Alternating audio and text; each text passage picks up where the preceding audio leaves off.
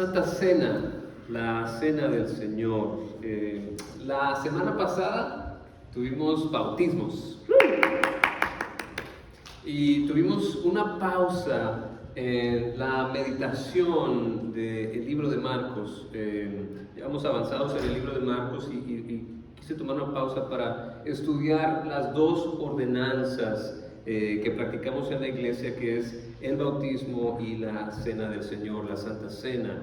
En el bautismo, platicaba la semana pasada, que se confirma, ¿verdad?, la regeneración, el nuevo nacimiento que ya ha tenido una persona, que antes estaba muerto al pecado y ahora vive para Cristo. Eso es lo que simboliza el bautismo. La fe se hace pública, nos comprometemos con Cristo en el bautismo, y representa nuestra unión con Cristo en su muerte y en su resurrección. Y esta es una de las dos ordenanzas que practicamos. La otra es la Santa Cena. Y la primera, el bautismo, lo obedecemos porque está en el Evangelio de Mateo 28, capítulo 28, versículos 18 al 20, dice: por tanto, vayan y hagan discípulos de todas las naciones, bautizándolos en el nombre del Padre, del Hijo y del Espíritu Santo. Entonces, como iglesia,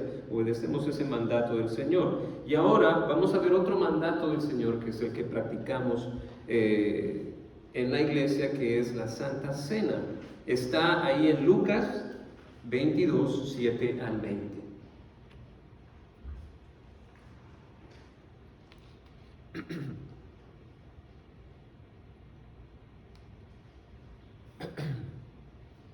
Perdón. Dice así: cuando llegó el día de la fiesta de los panes sin levadura, en que debía de sacrificarse el cordero de la Pascua, Jesús envió a Pedro y a Juan diciéndoles: vayan a hacer los preparativos para que comamos la Pascua. ¿Dónde quieres que la preparemos?, le preguntaron. Miren, les contestó, al entrar ustedes en la ciudad les saldrá al encuentro un hombre que lleva un cántaro de agua. Síganlo hasta la casa en que entre y dígale al dueño de la casa: el maestro pregunta, ¿dónde está la sala en la que voy a comer la Pascua con mis discípulos? Él les mostrará en la planta alta una sala amplia y amueblada. Preparen allí la cena. Ellos se fueron y encontraron todo tal como les había dicho Jesús, así que prepararon la Pascua.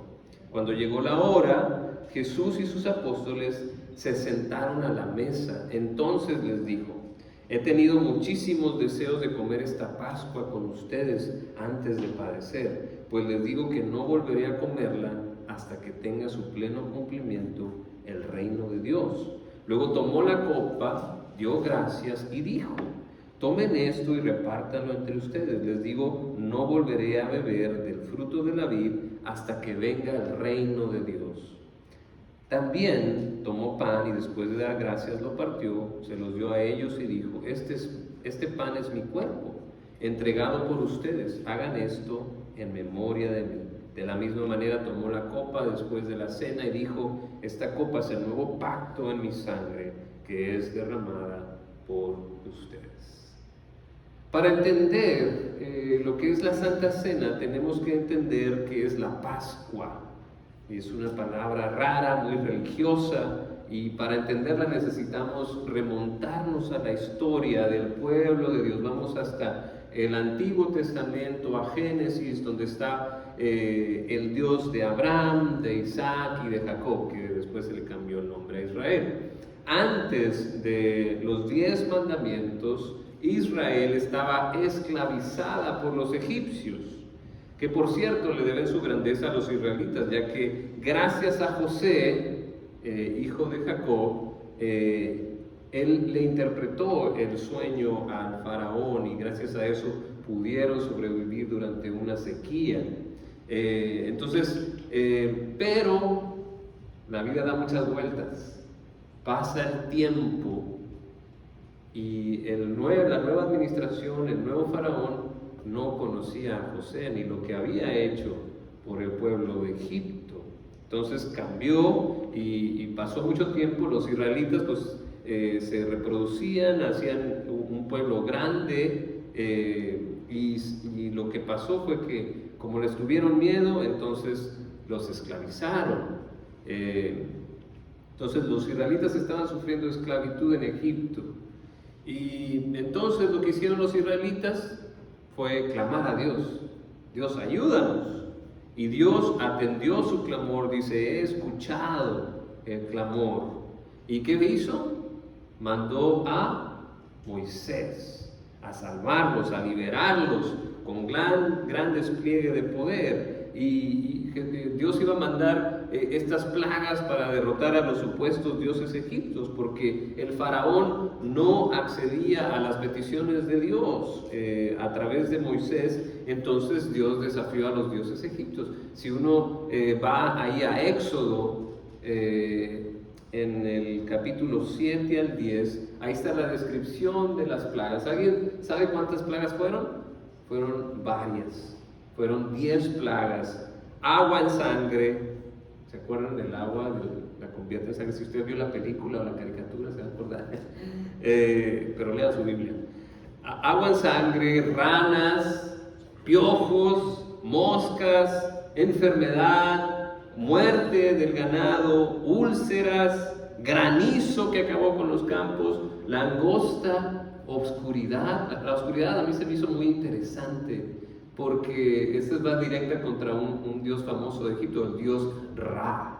¿Usted sabe quién era el dios Ra de Egipto? Era el dios del sol.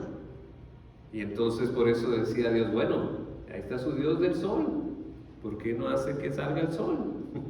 Entonces Dios arrasó con los dioses egipcios que no son nada delante del Dios verdadero, ¿verdad? Entonces, esas fueron las plagas, pero faltaba una, esos son 9. Entonces, la última era la muerte del primogénito, que era muy importante en esos tiempos.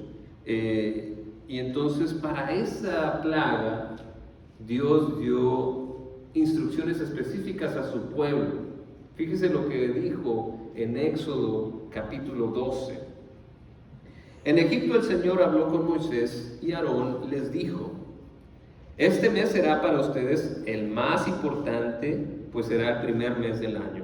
Hablen con toda la comunidad de Israel y díganles que el día 10º de este mes todos ustedes tomarán un cordero por familia, uno por cada casa. Si alguna familia es demasiado pequeña para comerse un cordero entero, deberá compartirlo con sus vecinos más cercanos, teniendo en cuenta el número de personas que sean y las raciones de cordero que se necesiten, según lo que cada persona haya de comer. El animal que se escoja puede ser un cordero o un cabrito de 1 año y sin defecto, al que cuidarán hasta el 14 del mes, día en que la comunidad de Israel en pleno lo sacrificará al caer la noche.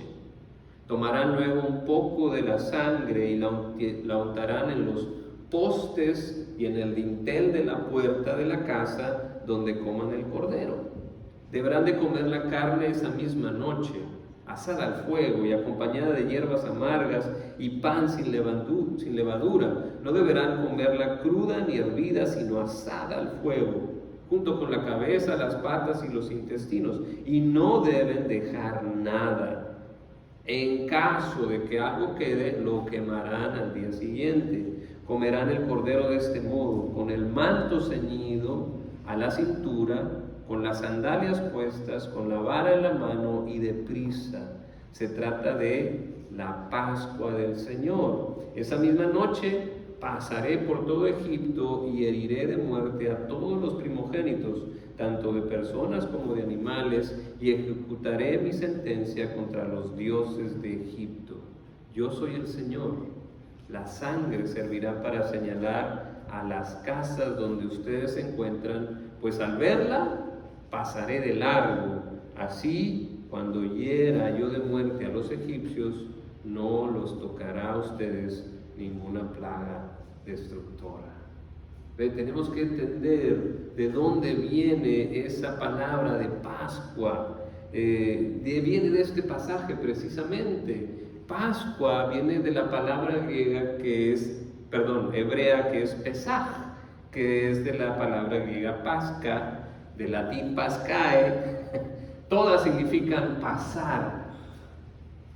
Dios iba a pasar por el pueblo, ¿verdad? Pasaré de largo y heriré de muerte al primogénito, pero si veo la sangre, voy a pasar de largo. Esa es la Pascua, el pasar. Dios iba a pasar por Egipto. Pascua es la celebración de la liberación del pueblo de Israel a manos de Dios y la salvación de los primogénitos del pueblo de Dios.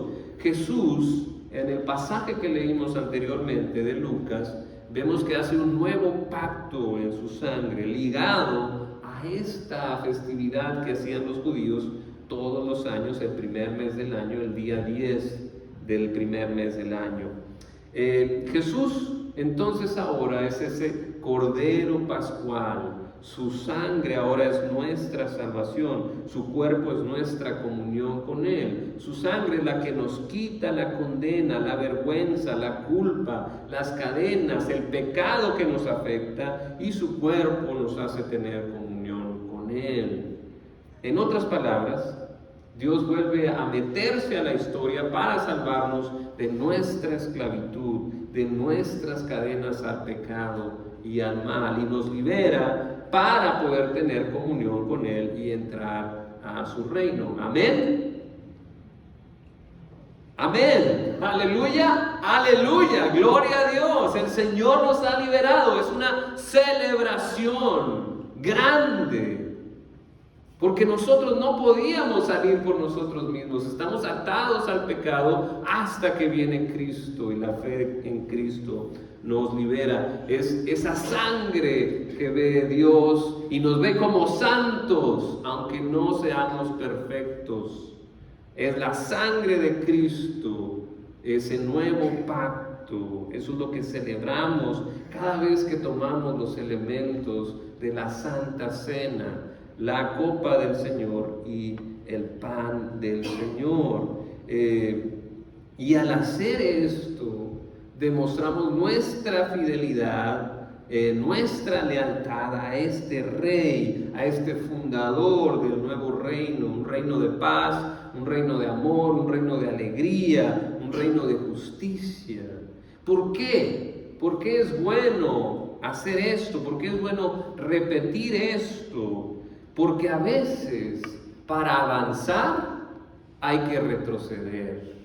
Y no me refiero a dar un paso atrás para las cosas malas, para los malos hábitos y regresar al mal. No, me refiero a regresar para analizar nuestro pasado, recordar sobre todo lo bueno, el amor incomparable, implacable de Dios. Implacable es que no lo podemos aplacar. A Dios no le podemos ganar a amar.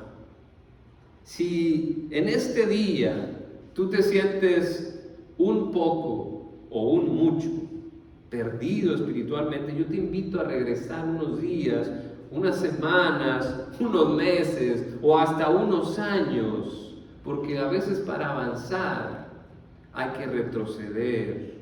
Y la cena del Señor nos invita a retroceder, a recordar, a reflexionar en lo que Dios ha hecho. La cena del Señor nos regresa a revivir la presencia de Jesús en medio de sus discípulos, su toque, su cariño, sus palabras, su guía. Recordamos su ejemplo de humildad y de servicio, que se expresa en su punto más alto en su sacrificio por nosotros. ¿Qué ha hecho Dios en tu vida? Retrocede a donde Dios tuvo un encuentro contigo, un momento en el que Dios te abrió los ojos, un momento en el que escuchaste su voz de manera clara, de que sentiste su toque, de que sentiste su presencia. Retroceder a veces nos puede ayudar a retomar el camino. Para mí, un momento al que retrocedo es cuando yo acepté a Cristo. Yo sentí que Dios contestó mi oración y me sentí tan bien cuando yo acepté a Cristo que tenía esta paz tan hermosa con Dios, con el universo, con todo. Sentía una paz sobrecogedora. Y después de esa paz tenía tanta energía para servir que me la pasaba en la iglesia, me pasaba haciendo algo para Cristo, me pasaba leyendo la Biblia, bebiéndome la Biblia, buscando a Dios. Tenía una energía imparable, un fuego que no he podido apagar, todavía está prendido, pero a veces como que disminuye. Y la cena del Señor me ayuda a recordar lo que Dios ha hecho por mí. ¿Qué ha sido para ti? ¿Hay algo que Dios ha hecho en tu vida, en tu pasado? Algo que te recuerde que te encontraste con el mismo Dios y Él se encontró contigo. Algo que te quebrantó a tener compasión por los demás. Algo que te llenó de asombro. Algo que haya hecho Dios que te hizo soñar y te dio una vitalidad indescriptible. Tal vez un acto sobrenatural, un sermón, un libro, alguna manifestación del Espíritu Santo que te hizo que ya no fueras el mismo. O tal vez una decisión que tomaste delante de Dios. Un compromiso que hiciste con Él. Al recordarlo, yo espero que puedas retomar tu camino y que regreses a esa altura espiritual y que sea aún más elevada esta vez. Y si no recuerdas ninguno, entonces yo te invito que ahora, en este momento, tengas un momento con Dios, un tiempo con Dios. Ven y ponte a los pies de Cristo. Ahí en tu mente, en tu corazón, haz silencio. Acepta su amor. Escucha su voz, su guía. Recibe su paz. La cena del Señor con sus discípulos es un símbolo de intimidad con Cristo. Y esa es la base para la vida cristiana. La vida cristiana no se puede vivir sin Cristo. Tenemos que pasar tiempo íntimo con Él. Él debe de conocernos y nosotros debemos de conocerlo a Él. Estar tiempo con Él. Eso es lo que nos va a dar la fuerza para vivir. Para vivir no para nosotros, sino para vivir para Cristo. Por eso, insistimos como iglesia en las disciplinas, en leer tu Biblia, en meditar en la Biblia, en estudiar la Biblia, en orar. Hay muchos tipos de oración: oración de gratitud, oración del corazón, lo que traes, oración de compromiso, oración de examen. Orar, estar en contacto con Dios, porque ahí es donde Dios te va a llenar y te va a transformar. Al tomar la Santa Cena recordamos lo que Dios ha hecho por nosotros y el amor que tiene por nosotros. Fíjese lo que dijo Jesús: he tenido muchísimos deseos de comer esta Pascua con ustedes antes de padecer. Jesús estaba dispuesto a ir a la muerte, pero era más importante su relación con nosotros. Pues les digo que no volveré a comerla hasta que tenga su pleno cumplimiento en el reino de Dios. Recordamos el sacrificio de nuestro Señor, que nos provee de libertad y de comunión, sin olvidar la dimensión futura. Les digo que no volveré a beber del fruto de la vid hasta que venga el reino de Dios. Recordemos que el fin de la historia, este Cordero es el vencedor. Se viste de gloria, se consuma el reino, y ese futuro de victoria dicta nuestro presente, nos da esperanza. Así que demostremos y celebremos nuestra fe recordando a nuestro Jesús en estos dos elementos: su sangre que nos salva y su cuerpo que nos une. Vamos a tener la Santa Cena, vamos a orar. Padre Celestial, te damos gracias por tu amor incomparable, Señor, implacable.